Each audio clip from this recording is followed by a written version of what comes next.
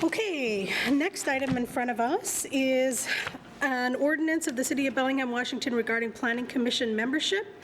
Consideration of an ordinance of the City of Bellingham regarding Planning Commission membership, amending the BMC regarding the makeup of Planning Commission members so that no more than 3 members of the Commission may engage principally in the buying, selling, developing, and construction or investment in real estate for profit as individuals. And I'm going to see Councilman Borneman, if you wish to say this is your proposal, Yes. if you wish to say some comments. Yes.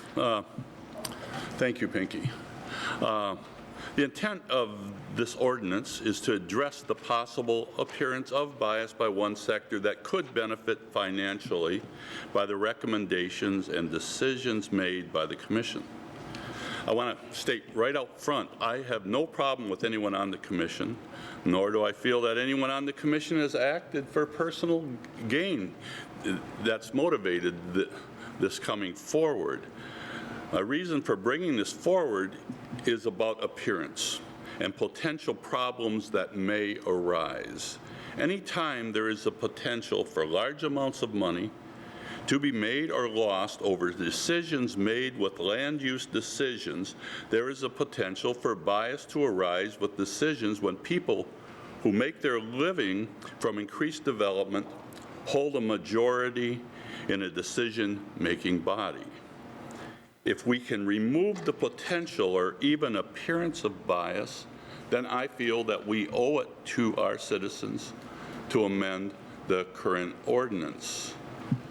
I think we've been seeing all around us a crisis of trust in government. We see it on the national level, we see it coming up on state level, and we have been seeing it recently on the city level, that people feel that we have betrayed trust in them. And I feel we owe it to the citizens to be as transparent and open and inclusive as we can be to help maintain and or restore the public trust in decisions made by different bodies. Now, the Planning Commission is an advisory committee that's there to help this council to decide and to make decisions on planning issues.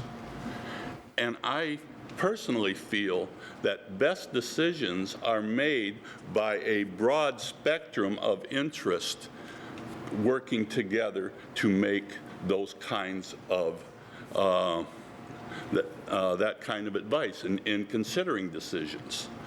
I think, we have 5, 6 people on the Planning Commission right now representing the building industry, real estate industry. We had 7 people. In past times, that wasn't as big a concern because we didn't have that heavy of a representation from any one sector on the Planning Commission. Now, I've heard initially when I brought this up, I was told that I was bringing this up to appease a couple people. Nothing could be farther from the truth, as you probably, if you've had a chance to notice the letter that was sent up here, close to 300 people have signed a letter in the past week in support of this, because that is a more generalized concern than I think some people might perceive. And so I've been hearing this concern, so I decided to bring this forward to this body. I think one of the other things I had heard, well, that will it will make it harder for us to fill the commission. Well, in the past we didn't. We were able to fill it with a broad spectrum of people on the Planning Commission. And many times Planning Commission is a stepping stone for people that end up working in this position. And I especially think if people know that we are looking for a broad spectrum of people to represent on the committee, we will have we will have the pool to be able to do that. to say we won't have before we do it, I'm not quite buying that. So that's why I'm bringing this forward, and like I say, it's been supported by people all the way across the city, and in a lot of different, from a lot of the different neighborhoods and things, and so that's yeah, this is up for discussion now, and I will move later, but. Council members. Any questions? Councilmember Lillquist and Hamel. Thank you for bringing this forward. I think nobody is going to disagree with the idea that we need broad representation on the Planning Commission. And so, the sentiment behind this I'm entirely in agreement with. I also don't think there's a great deal of urgency on this. I think we can think about it for a while. There's no current vacancies or appointments. Yes, there are. Oh, there is? 4 coming up at the end of the year. Okay, so I changed my thinking on that. We need to chew on this now then. I want to say a couple things. First of all, the Planning Commission is different from all of our other advisory commissions. It is the only one that is governed by rules under state law and authorized by state law. It is, I think, the only one that is mandatorily covered by the legal requirements for fairness and appearance of fairness. It is much more like the City Council than any other advisory board. So, this isn't any old body. So I think that is unique and why this board deserves our particular attention. In addition, as Terry mentioned, the Planning Commission is advisory to the City Council. Its primary role is to govern or to advise on land use issues, which are the City Council's unique responsibility, not state government, not federal government. That's a local government function, and they're a local government advisory body to us, and we are the local legislators who make land use decisions. Again, there's something unique about the Planning Commission, why it deserves our special attention. I'd also like to say that my experience as a member of other governing boards is we take particular attention. You probably are on boards too. Particular attention every year or when we appoint to look at the board to see who is on that board. What are the backgrounds, the experiences, the strengths? Hey, we need someone who's stronger in this area. We need a little more perspective from this part of our community. And boards rebalance themselves very intentionally for that purpose. I think we haven't done that for the Planning Commission. And I think part of the reason is I think there's a weakness in the way the process works. The way the process works is the mayor gets a number of nominations, and then she considers the best in her opinion and brings it forward to us. And then in isolation, we consider the one person, as opposed to having 2 or 3 candidates and considering at the time who's on the board, considering at the time candidate A over candidate B, so we can make a decision based upon representativeness, not just whether or not the one and only candidate is a good person or seems to be reasonably committed to the public good. So I think we could improve actually how we vet candidates in addition. I think that's an additional improvement in process that we could, as a council, make a policy for appointing to, the board that's advisory to us. I think that's parallel or in addition, additive perhaps to Terry's proposal. So I'd like us to consider that.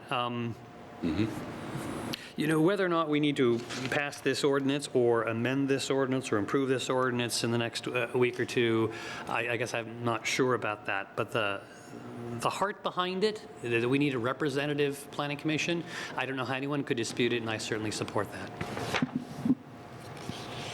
Councilmember Hamel. Thank you. So I think that this ordinance, as it's written, does a good job of defining what it doesn't want, but it doesn't include what the community does want. So I looked around a little bit over the last week at different planning commissions across the country to kind of get a sense of how they do things in different cities. And some language that I felt was that could be added to this ordinance or this proposal could be the membership as a whole shall reflect a broad range of opinion, experience, and expertise with the objective of providing sound advice representative of the citizenry. To achieve that purpose, it should include residents from different neighborhoods within the city, and among others, members of diverse and underrepresented communities and citizens active in neighborhoods or community affairs. So I think that if there were some language, not specifically that language, but maybe perhaps, that was written in Seattle in 1980, by the way. But I think something that that goes towards the inclusion of a broader range of citizens within these boards and commissions. I realize we're talking about one right now, but it did trigger for me wanting to have a broader look at boards and commissions across the city, who we have serving. These boards and commissions are often people's way of serving their community in the government. And sometimes, as Terry mentioned, that's a stepping stone to different positions within government. So I think it's important for us to focus on providing the opportunity for underrepresented communities to come forward and be encouraged to serve and to provide their voices and experience and expertise. Councilmember Barker, and then Borneman. So thank you for bringing this forward, and I totally agree. I think we have a larger issue that we've been noticing, but there's always so many things that keep coming up to council on our agendas of like, where do you put it? And I had brought this up to the Parks Board. I had forced myself to ride the bus everywhere that I went in the winter when I got onto council, and one of the Parks Board meetings at 7 o'clock in the morning out Blodell Donovan Park, and there's no bus that can get me to Blodell Donovan Park, so my husband had to take me and drop me off at 6:30 in the morning while I waited in the rain for people to come for the meeting. And I mentioned that, and certainly at that time the board was sympathetic, but didn't want to change their meeting times. We've since moved to the mayor's boardroom, which is part of, I mean, technically not a GO line, but at least close to where buses travel. So, it's going to be tough if you want broad representation. We have to really dig into our boards and commissions. We have to figure out, okay, where are they meeting? Are we saying they need to meet on a GO line? What times are they meeting? Are they meeting at times where only people that work 8 to 5 or people that are retired can go? How do we publicize? How are we looking for? I think for Planning Commission, I think way more than what somebody's job is where do people live and how do they live? I mean, we're fortunate here. I think you live in a condo. I think the rest of us all live in single-family homes, and mostly all in single-family home zoning. So, I mean, we have to admit that we don't have that broad representation, and I would like us to unpack and dig a little bit further, again, with most of our boards and commissions, maybe set some basic rules around times that they meet, where they meet, what Dan was suggesting, what the goal of the group is. And I'd also like to see, since, I mean, you said it very clearly that there's no current concern, but that there's a concern that later, like we don't have anybody right now, I think is what I heard you say, you don't have a problem with any one commissioner. So I'd love to bring this to the Planning Commission. I think they'd be a great group, because if we don't have a current problem, I went to go speak with Planning Commission members, and some of them were like, that's very interesting, and here's the reasons why, and here's some reasons why not. And I'd like to be informed by that from either past Planning Commission members or current Planning Commission members. So what I'm saying is we can focus very clearly that, okay, we don't want development community being the ones to tell council and advise them, but we could really miss out on what that same person offers to the community. Are they a parent of young children? Do they rent? Do they live on the north end? There's just so many things that I think we should look at. I think it's dangerous just to look at one and then start having these boxes that we need to check.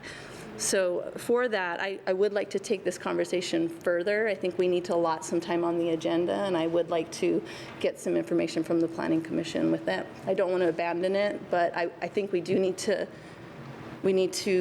reframe what we're doing, but I think we need to be extremely well informed before we make any decisions. Councilman Borneman. Yeah, I totally agree with what you had to say, Dan. I like that language, and I would have no problem with that kind of inclusion. In fact, if we wanted to move to ask staff to, work that kind of language in, that would be perfectly great. I said, I don't have a problem with anyone, but there is a current problem, and that is the current problem is the perception and trust problem that this council is having with this body, with the public, with neighborhoods right now. Yes, a whole lot. When 300 people sign within a week's time, and you look at the names and the broad spectrum of it, that says, to me, I've sat up here a long time, that says we are developing some real trust problems out there. And maybe some people don't feel that. I definitely feel it when wherever I'm at out in the community, because I've got people coming up to me, stopping me when I'm at the gym, in the grocery store, and others, what the hell is going on? So I think there is a problem, and that's why I brought it forward, trying to find a way for us to restore some more trust back with our community that we are losing. And so I do think there is a problem right now. I agree with you. I would love to work on a broader issue regarding other boards, but that's not what I brought forward right now, because this is the one that the community is saying is important now. And this is one that we can do something about now. The other, we can say, yes, we will put off till next year, and we will have a broad discussion about, in general, our other boards and commissions.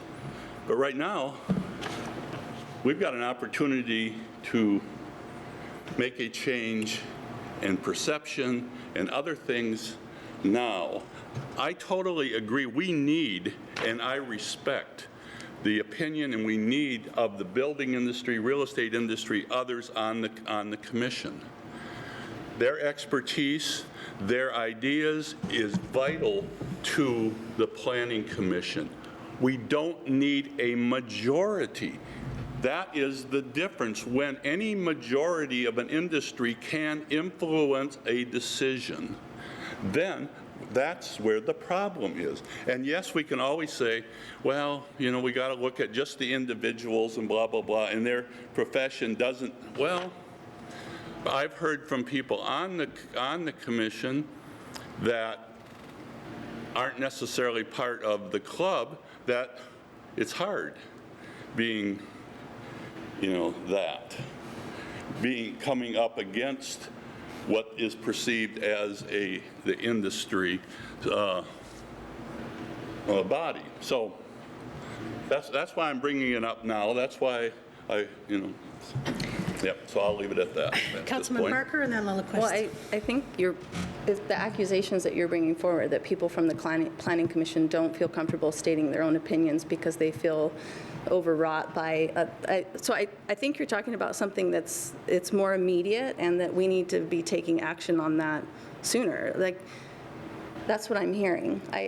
I'm concerned that I'm hearing that, because that's something where there's a severe issue right in this moment versus a perception of people that it's not fair. So I just would like you to let me know which one of those things is happening. Mayor Kelly, then Michael, sorry. Just in response to that, if Terry or any of you up there have any Planning Commission members that are coming and explaining to you that they feel intimidated, or they don't feel like, because we're having this all through the city. It's not just on the Planning Commission, where people are coming to me and saying, I feel intimidated.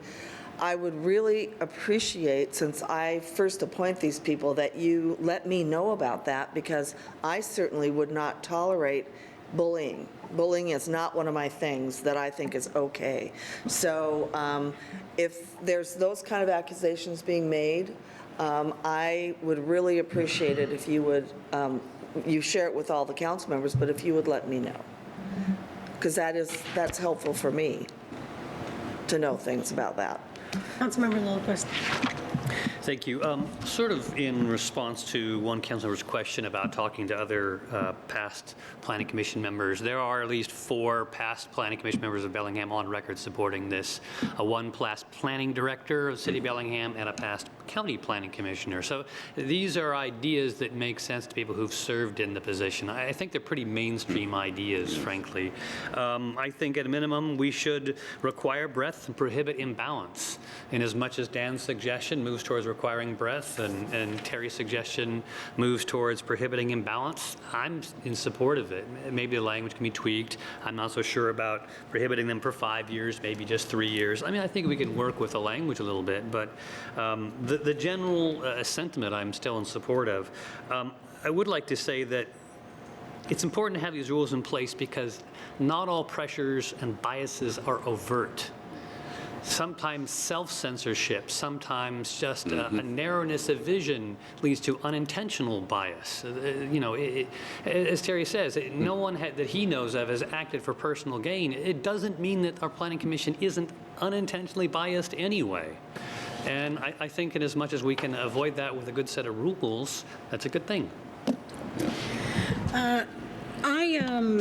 I would not be comfortable passing this as it stands. I think the wording is a little bit exclusionary, and I kind of think we should take some time to discuss this and work on it a little bit, and I'm wondering if we could move this to a working committee and discuss it, because I don't think that this is ready for prime time yet. Councilmember Borneman, and then Lillquist, and Hamel. Yeah, a couple. And Mayor Kelly, sorry. A Okay. couple things. I can agree that maybe this particular language, but if you've got suggestions on language, that would be a good thing to bring up, about what kind of changes. Dan did. That's why I sent it out well in advance so people could look at it and make suggestions and things and say what it is, if they want something changed, or if they just don't want it, just to say, I don't want this, that's fine. But I would, one of the things that has come up about is the council has the ability to just vote no.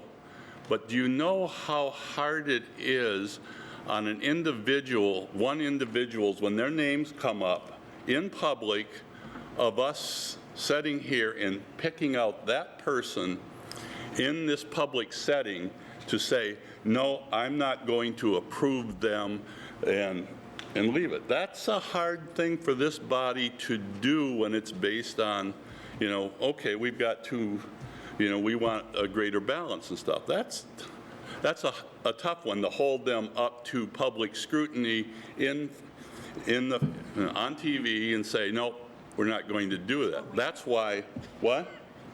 It is. And That's what we do. That's why we don't. It's our job. It is. But it's much better if we can if we've got to set those rules up ahead of time, so we don't have to do the balancing and just tell the mayor, no, we're not going to, we've got too many on the building industry now, we're not going to approve those. And, yeah. Councilmember Lillquist, then Hamel, then Mayor Kelly. Sure. First a comment, and then I'll make a motion. My comment is I completely agree with Terry. Saying no to someone sounds like a vote of no confidence against them personally. Whereas if you had a choice between two candidates, voting for one over the other, everyone knows that one person is going to be chosen, the other one is not going to be chosen. It's not seen as a personal rebuke of the person who doesn't get appointed. And if we overlook those social dimensions of our decision making, I think we're making a mistake. We're not, being truly aware. So I will say again, I think we could have a better process of appointing over, in addition to this. The motion I would like to make is that Councilmember Hamel submit his proposed language, and he ask the staff to look at that and bring forward any possible changes for that for us to consider at our next work session. Second. Councilmember Hamel. I just had some questions as it relates to, and Terry, I don't know if you can answer these questions, but would a staff member or a board member from an agency like Holston CLT or Bellingham Housing Authority or Catholic Housing Services, all of those are nonprofit housing developers, would they be included in this language here that you have? I don't know for sure, but probably it would include it as as part of the majority, yeah. Right, and I don't have anything against anyone on any of it, but just as a majority. Okay. Yeah. I guess that, so adding in specific language about that, there's some other issues that I have with the way that there's a line in here, the limitation of this paragraph includes but is not limited to, and I know that language is often used in these types of documents, but I think that it provides legal. Yeah, it just, to me, it's a little ambiguous. I don't know if it can be tightened up, but there's a minor grammar editing that would need to take place for me as well for this. So. Councilmember Murphy and then Mayor Kelly. Terry, I thank you for bringing this forward. I definitely agree with the philosophy. One of the concerns that I have is that, I just feel like it's a very rare opportunity or a very unique circumstance when we even vote in agreement with the Planning Commission. I mean, most of the times we don't vote in their favor for what they want out of it. And so I just worry about a lot of the time. I worry about how that affects the planning commissioners and who wants to volunteer their time away from their family and away from their, all the regular stress of their life. And if we already have a problem with that, would limiting who can be on it dissuade a lot of people from trying to go for these positions? Because my goal is trying to get the most people possible to look at these positions. Mayor Kelly. Actually, Roxanne, this body, for the majority of time, follows the recommendations of the Planning Commission. We did vote strongly against, we did vote against them when they voted to bring in the South U Street and Kayatek area with them. Yes, we did, because most of us didn't agree, staff didn't agree that that was necessary. And yes, we voted against that recommendation, but most times we do follow their recommendations. But that's one, that didn't fit with what our staff was and with what the majority of the council was feeling in terms of what was needed to fit the population projections. Point of order. And yeah, in those cases, when it goes against those basic beliefs, we will vote against. Point of order. Councilmember Knutson. What's that? Point of order. Do we have a motion? We have a motion. Well, discussion. Councilmember Knutson. I'll be brief. One of the things that I've, the last 23 years, I don't think we've ever done anything, to my knowledge, anything close to this about the Planning Commission. I don't think we've looked at it. The mayor, whoever the mayor is, always brought something forward. I don't think there's been any, the makeup of the Planning Commission is what it is because people put their names in and the mayors pick and they bring them to us. This is very focused on what it should be in the future. It got that way not out of anybody stacking the deck. That was never a way. I know all of them that are on there. I know a lot of them that have been on there for years and some that have gone off. So I think we need to focus on this than the way it's written in Dan's language. But Michael, you made a point that I'd hope we don't go down, and that is if we start getting involved in interviewing planning commissioners ourselves. I don't think that's a good idea. I've sat on boards and it's not good. I trust whoever's sitting in the mayor's office to go over all the qualifications that there is, but with this narrowed focus, so we don't look like it's an appearance of fairness in the future, that it's 3 this way, 3 that way. It is sad that we have to look at it this way and look at, the makeup and start diving into what they do for a living and diving into other things, maybe their political philosophy with everything else. But I think for the sake of calming things down, just focusing in on the way this is written in Dan's language will be fine. And in the future, we won't have that problem again and we won't have to look at it again that way. It's just the way it happened. People step forward and want to be on these commissions, and I wish we had more people. I know there's probably a lot of vacancies on a lot of commissions, but I do agree we need to look at the whole totality of all the commissions in some way, but not changing the way that they're chosen, because I think that could turn into a football that everybody will just be passing off to everybody else, and it won't be a good idea. So I think we just need to stay focused on this. I like the way it's written. It's pretty specific. We don't need to blow it totally out of proportion. We just need to stay focused on the way it's written. Dan's language that you've moved sounds good to me. So, but I do want to hear from the mayor and the planning director because they're intimately involved with the planning commission. Well, first of all, I really appreciate this good conversation. This is the kind of stuff that are used to the legislature where the committees or the boards actually debated stuff and had differences of opinion. I think that's very healthy. I think that's very healthy. First of all, let me say that I support Dan's language. I think a broad statement about balance on the commission is a good thing. And in fact, it mirrors the recommendation that came out of an informal discussion with MNAC. They believe that, or they proposed, it was Cameron Jennings actually who said it, that some kind of a statement about balance on the Planning Commission would be good.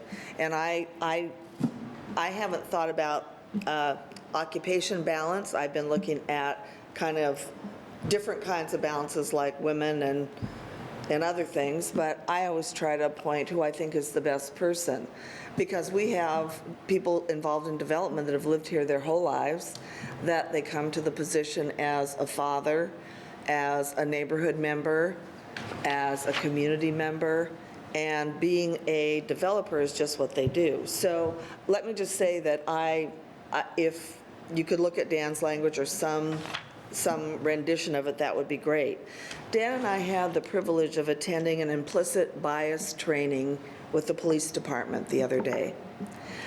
Before I took that training, I didn't have words for how I felt about singling out an occupation like this rather than saying it should be balanced.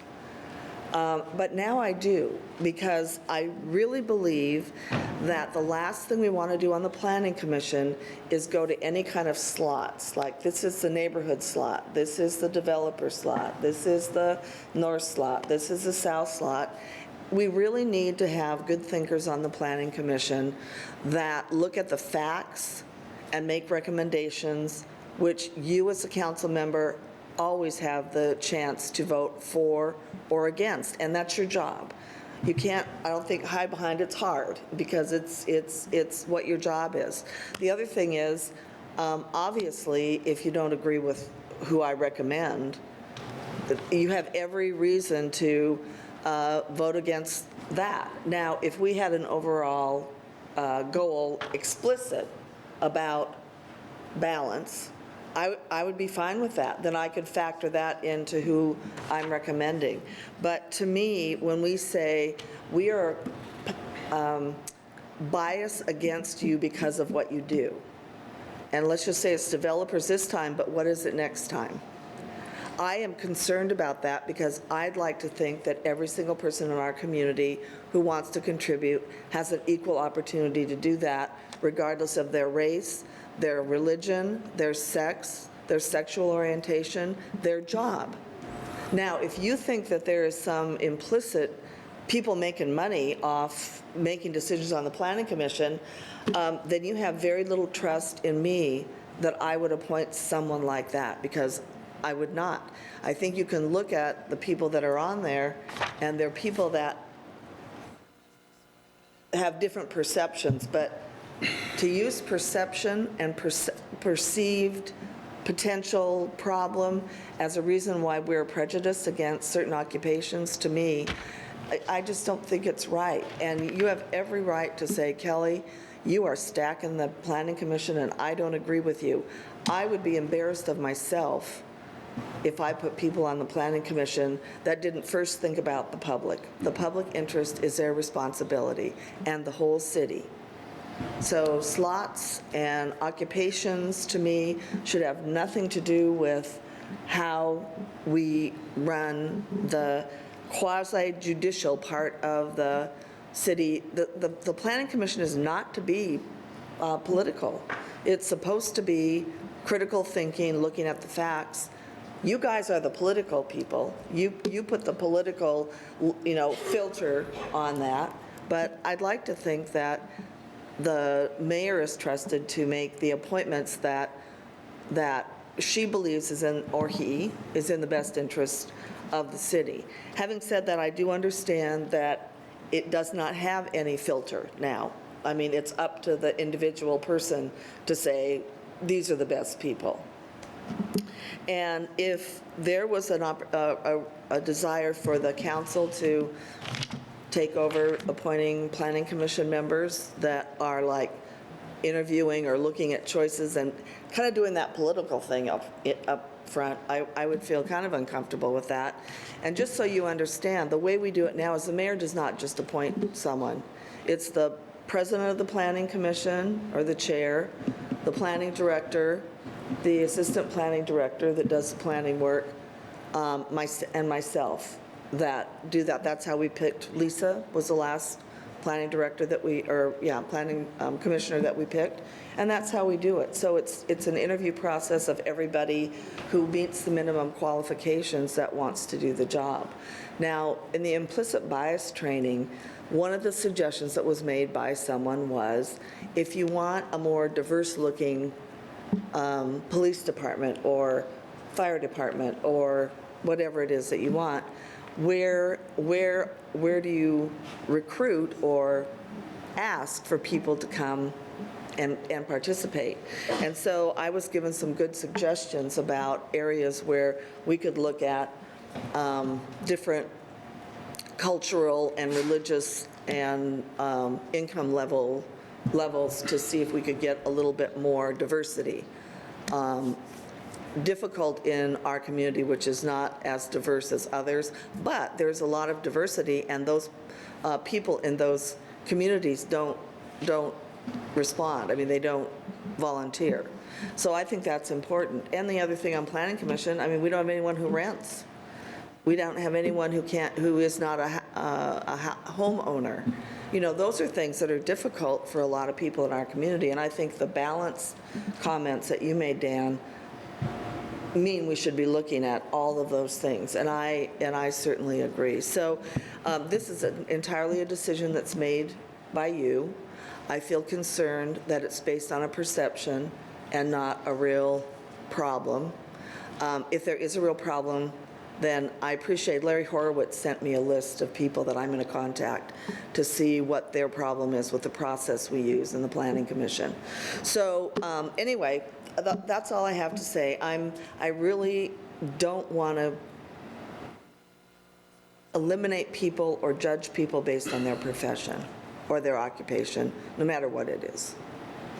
So just as a reminder, we have a motion in front of us. We are in discussion. We're going to hear from Rick Sepler, then Councilmember Barker, and then Councilmember Borneman.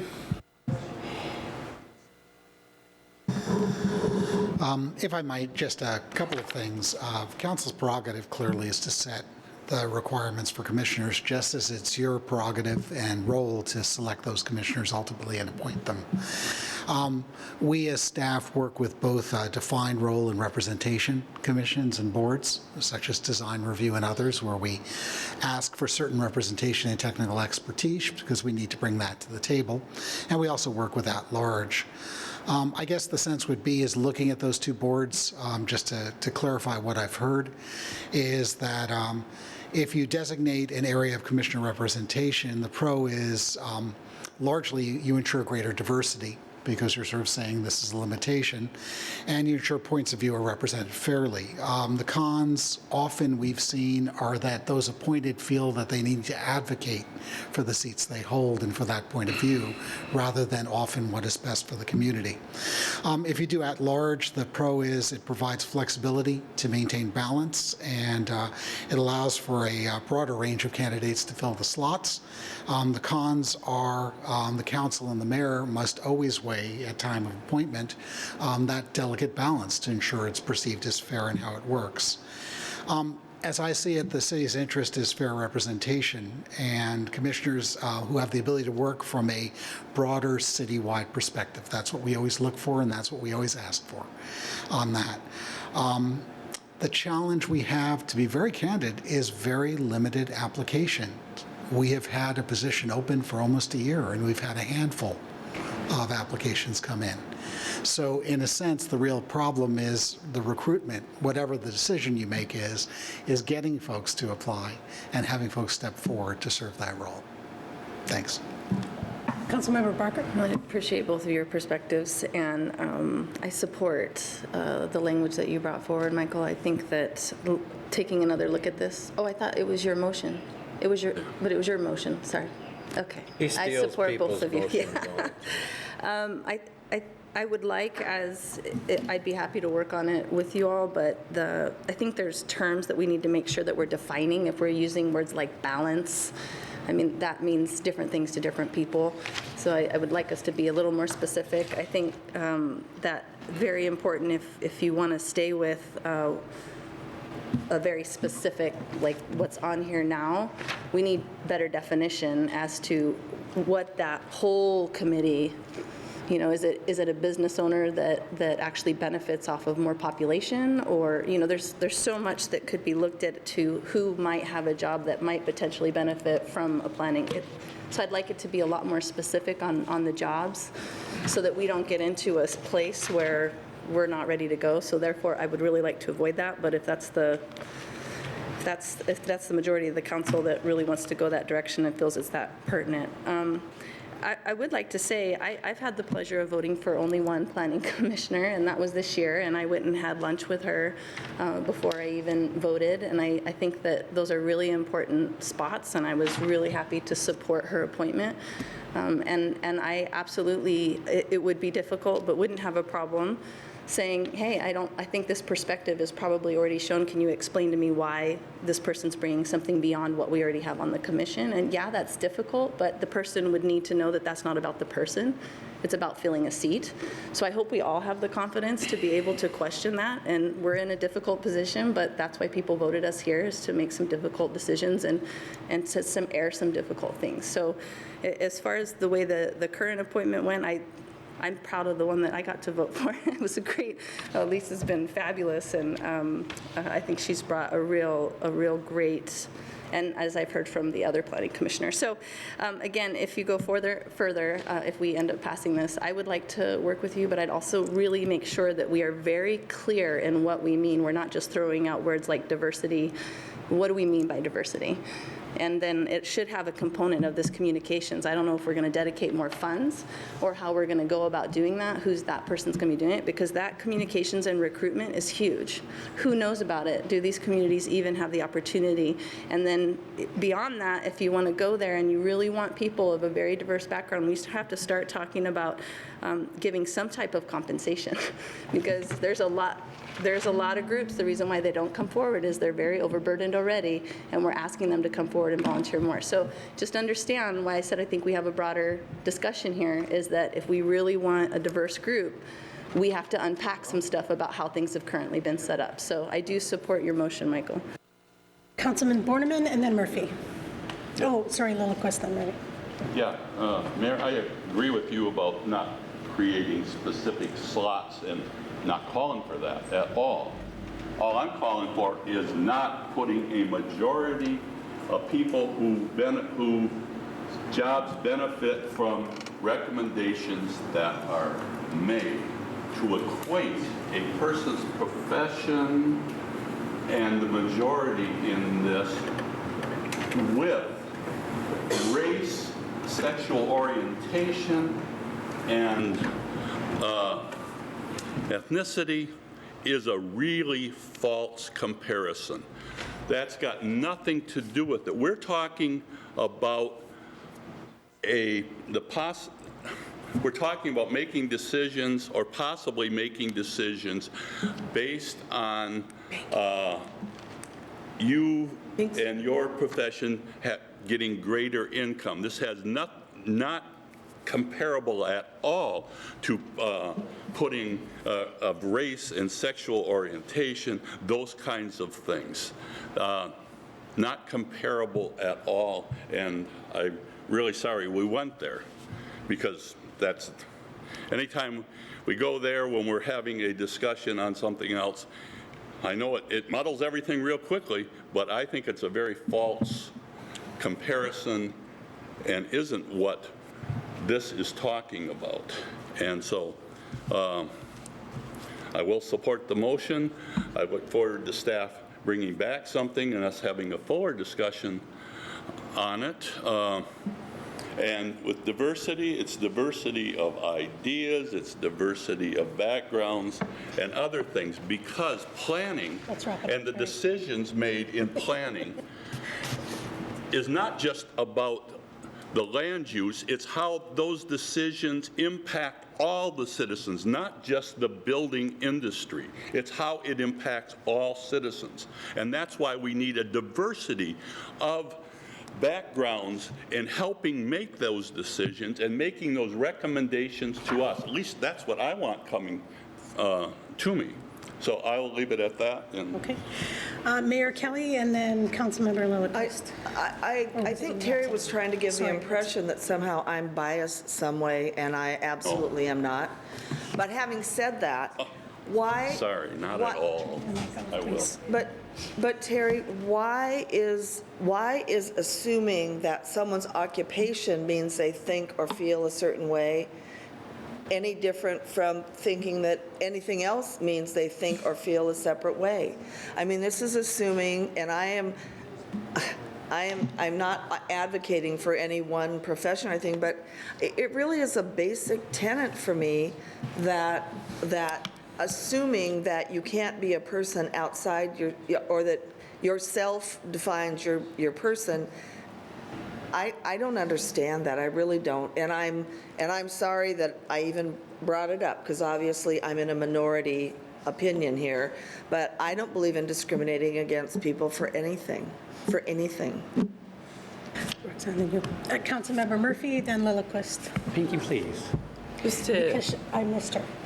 bring my prior statements a little broader, I just wish the focus was on us. We're the ones that you all elect. We're the final decision maker.